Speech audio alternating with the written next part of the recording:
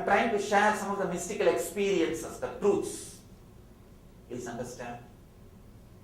If you go to a lawyer and ask the legal opinion, he will give you the legal opinion of that country, how that country functions, how you need to cope up, and what are the loopholes.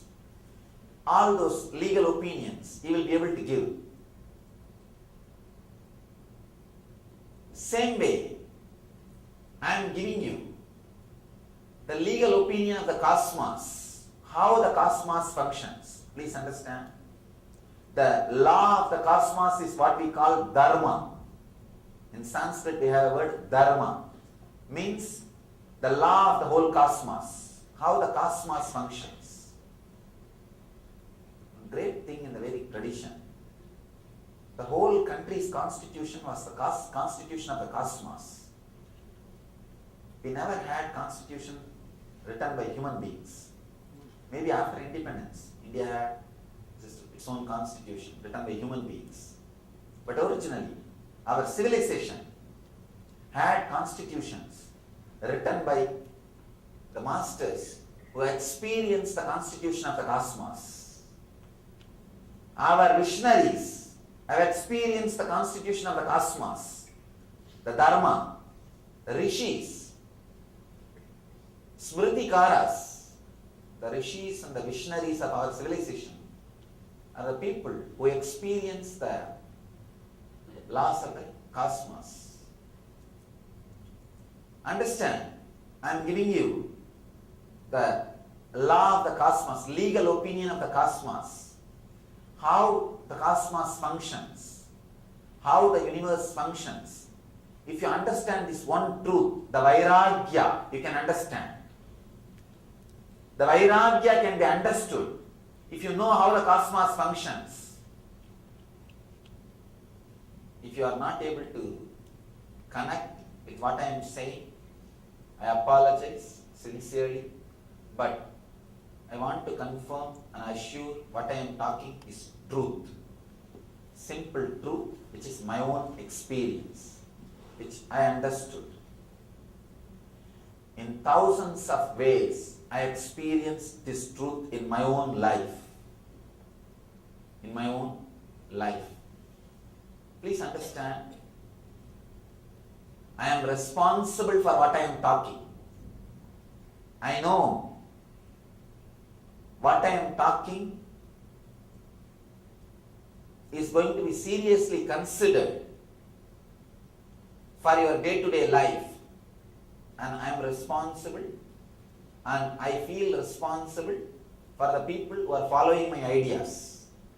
I am not here to talk whatever comes to the mouth or irresponsibly. If they follow, it is up to them. The rights or laws or profit or benefit, all these things are up to them. No, be very clear. I am sensitive and I understand many of my sincere disciples and devotees. They literally follow whatever I am saying with that responsibility. See, if you are going to a lawyer, if the relationship is professional, that is different. If it becomes personal, he feels ethically bound, morally bound to give you all the honest opinions. Same way, if we have a relationship, already I know there are hundreds of you who have a relationship, personal relationship with me, commitment with me. It's like a guru-disciple relationship. So, I know many of you are sincerely taking what I am saying and literally following. Understand? With that responsibility, I am talking to you. It's like usually I saw ads. They say that this is the medicine. For some medicines, in the advertisements, this is the medicine most art specialist doctors prescribe for their own family. Means that medicine's quality, it's like say if you are marketing, if you are giving some ideas to somebody, marketing, 20% truth, 80% marketing. And if you are telling something to your family, 80% truth, 20% marketing. If you are telling something to yourself, it will be naturally 100% truth. There cannot be marketing. For example, there is a fire. If there is a fire, naturally I will tell my right hand, hey, don't go near, don't touch, move out. Means, when I tell something to myself, it's a pure truth. Whatever knowledge I know, whatever knowledge I have, I circulate it to all the parts of me, so that I am safe and I am living happily. See how? Whatever ideas, understandings, knowledge you have gets circulated to your own system to make your life happy and enrich your life happy. With that way, the same way, I am circulating this knowledge to all of you. Please understand. I am sharing this knowledge with all of you, feeling that you are my very own part, my very own being. See, if I say to my right hand, I move, there is a fire, don't go, I don't have to give logical arguments. In 1992, there was a scientific research done. 999 people were sent near fire, and except 7, all other had severe injuries. So based on this report, 99.99 people who touch the fire will have some form of degree 1, degree 2, degree 3 injuries. I don't have to convince my right hand. I just say, get out, and it does. Understand? With that intimacy, I share a truth with you. I share a truth with me. I am sharing this truth with me. But I can say with this one truth, internalized, suddenly the vairagya will be there. Internalize this truth. The truth is, whatever you are worthy of can never be taken away from you. Whatever you are not worthy of can never be added to you. Whatever wealth you are worthy of, the responsibility you are taking, the love you are worthy of, the commitments you are making, the relationships you are worthy of, the understandings you retain. Please understand, for wealth, you need to take the responsibility. For love, you need to make commitments. For relationships, you need to feel connected. For each thing which you need in your life, whatever you are worthy of can never be taken away from you. When I say, I really mean. For example, this moment, due to some accident or some reason, if somebody dies, for example, if somebody dies, what intelligence, wealth, love, life, relationships he had, the moment he dies, he takes another body. He just appears as a bubble in somewhere else with the same wealth, love, life, understanding and intelligence. Nothing is ever taken away from you. Nothing is ever taken away from you. Please understand. It may be new, surprising, shocking for you. You may think, no. In my life, I constantly feel whatever I have, I am just tying and keeping. If I relax even one finger, something is taken away. You are constantly feeling that you are in the center of a flood, and whatever you are able to hold, only you are able to hold. Everything else is going away, slipping in the flood. It is not. It is not. it is not the truth. Somehow, from the young age, the idea of insecurity which is put inside you is responsible for the feeling which you are having, that you are constantly supposed to swim against the current, holding your wife, kids, house, car, everything in one finger, one hand. And wherever you are little relaxed or weak or tired, that will be taken away in the flood. Please understand. Just internalize this one truth. What do I mean by the word internalizing? In your life, take up this one truth which I am sharing, that whatever you are worthy of can never be taken away from you. Whatever you are not worthy, even if you try to accumulate, will never stay with you. You will never be able to live it, enjoy it. This one truth. Internalize this one truth means see every time when incidents happen in your life, analyze that incident with this one understanding. Then you will start internalizing this truth. Please understand. Have little sympathy towards this truth and try to analyze. Suddenly you will see so many wonderful secrets will be revealed to you. So many wonderful new secrets will be revealed to you about your life. I have seen each one of us carry a clear blueprint about our life inside us. That blueprint only is expanded in our life. If you go on changing that blueprint, naturally the life also will change. Please understand. Without changing the blueprint, any change you are making in the outer world will never stay with you. I have seen people, if the blueprint is for richness, even if they choose poverty, they will be caught, they will be choosing poverty, they will be possessing poverty. Possessing poverty is equivalent to possessing richness.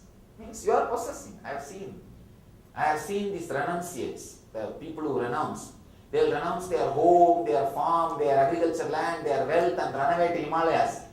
The Rishikesh or Kedar or Badri, some temple. They will be sitting outside the temple and begging for their food and living a life. But they will be fighting for that place where they sit every day. I was an insider. I tell you from my experience. They renounced hundreds of acres land and they came to Haridwar. They came to Rishikesh, they come to some temple, but every day they sit in the same place outside a temple for their food, begging. And after a few days they get attached to that place.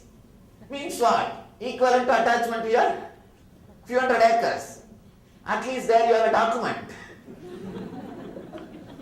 And I have seen people, they will give up everything and have only one water pot, Kamandalu. But they will get so attached to the Kamandalu, mad about the Kamandalu, they will wash. I have seen one sadhu per day 100 times he will wash. It's called Kamandalu Baba, the water pot Baba. Because his whole life is centered on the water pot. From morning till night he will be polishing. The small kids who are living around the temple, to tease him, they will just throw little cow dung on that. Understand? It's not renunciation. He has not changed, it's the blueprint. The blueprint has not changed. So naturally, the level of attachment, the level of suffering is same. How he feels secured with how he was feeling secured with the property, and how he was feeling insecure if the property is taken away. The same thing he is feeling with his Kamandalu. He feels very safe if the Kamandalu is shining and fresh. He feels same insecurity if a small dot comes to his Kamandalu. Means what? There is no renunciation. There is no renunciation. Understand, renunciation can happen, vairagya can happen only with this one understanding. Whatever you are worthy, whatever responsibility you take, whatever commitment you make, whatever you are able to handle, will never leave you. Even death cannot separate that thing from you. Whatever you are not worthy, even if you think you have legally in documents, you will not be living it. You will not be enjoying it. You will not be having it. You may think you have beach house, clubhouse, resorts, here, there, everywhere, but only your watchmen and securities will be enjoying. Not you. Legally maybe it's yours, but they will only be enjoying. And even if you go there, I have seen people all over the world. They can't enjoy something unless it is legally theirs. These guys go to Miami, Hawaii, in India, Ooty, Kodaikanal, Himalayas. They go. Such wonderful scene, such a joy, beauty.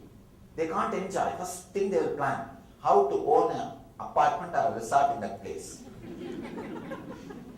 They will start calculating. I think I should have an apartment here. Then I can come every year for vacation and stay here. They will start planning. I have seen people who go on buying apartments and beach houses in every vacation place. They will never be able to have vacation. They will never have vacation because they are too busy buying another vacation home somewhere. How will they have vacation? And this guy who is just a watchman is enjoying vacation homes. He goes on making, that's what I call Kubera's wealth in Vedic tradition. Two kinds of wealth is described. The Kubera wealth and Lakshmi wealth. Kubera is called Yaksha, a demigod. His wealth, he goes on accumulating. Neither he enjoys nor he lets others enjoy. Nor he allows others to enjoy.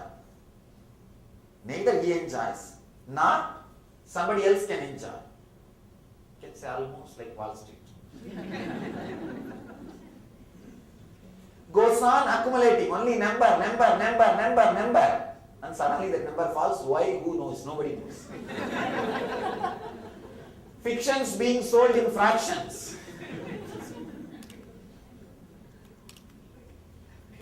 Fictitious properties and fictitious ideas, fictitious things being constantly sold in fraction. Kubera's wealth. And nobody knows why it gets accumulated. Nobody can enjoy, nobody can live, nobody knows what is going to be done with it. It is there, far future. When is the future is going to come? Nobody knows. Kubera's wealth. Wealth accumulated out of insecurity. Please understand that wealth will never be useful when you are really in need. Because when need comes, you think, no, maybe worse needs will come. For that, let it be there. No, maybe worse times may yet to come. Let it be there. Kubera's wealth. And Lakshmi's wealth means circulating wealth. The wealth, she is wealthy, but constantly showering. Lakshmi is always described as a deity, god, goddess, showering wealth. She is constantly showering. Two kinds of wealth we have.